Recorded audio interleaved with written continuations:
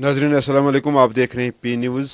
एक नए अपडेट के साथ मैं बशीर नाज हाजिर हूं। जैसा कि आपने सुना होगा कि कल अनंतनाग पुलिस ने समाज से मनशियात की बिदत को ख़त्म करने की अपनी कोशिशों के नतीजे में सीर हमदान मटन में मोहम्मद रमज़ान गनाई के एक ही खानदान, जिसमें माँ बाप और बेटा शामिल हैं, के तहवील से मनशियात की एक बड़ी खेप जब्त की है। पुलिस के मुताबिक इस गैर कानूनी धंधे में पूरा घर मुलवस है, जो शराब के साथ साथ चरस का गैर कानूनी तिजारत करते थे।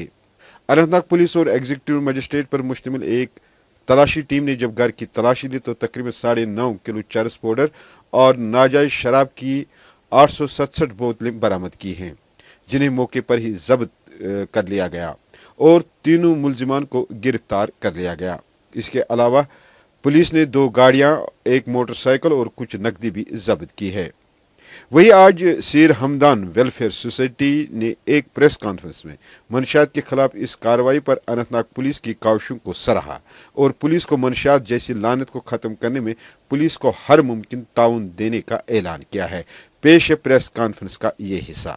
हम अपनी बात अवाम और एडमिनिस्ट्रेशन तक पहुंचा सकते हैं। ये एक ही जरिया है हमारे पास जिससे हम बात पहुंचा सकते हैं, अवाम के पास भी और एडमिनिस्ट्रेशन के पास भी।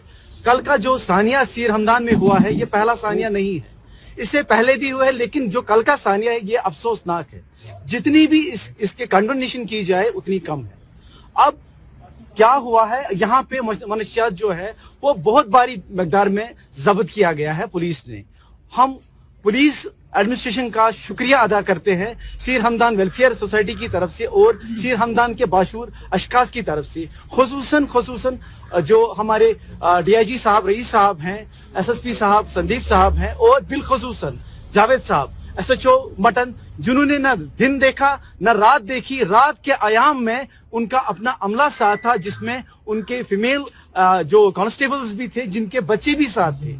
एक सुनने में आया है, एक हमारी बहन वहां पे थी जो पुलिस से वाबस्ता थी, उसका एक शेरखार बच्चा भी था जो अपनी ड्यूटी अंजाम दे रही थी, जो पीछे नहीं हटी।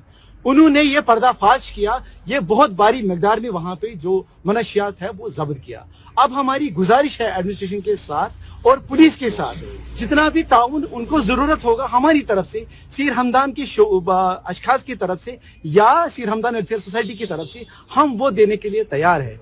उनको जो यहाँ पे इस वक्त इसमें मुलविस हैं, उनको इस जुर्म की, इस बदतरीन जुर्म के, उनको इसकी सजा मिलनी चाहिए। जब भी डिस्ट्रिक्ट एडमिनिस्ट्रेशन को, पुलिस डिपार्टमेंट को इस सिलसिले में किसी भी किस्म की जरूरत पड़ेगी तो सीर हमदान के लोग, सीर हमदान के नौजवान, सीर हमदान वेलफेयर सोसाइटी के जो रजाकार हजरात हैं वो इस सिलसिले में पेश होंगे।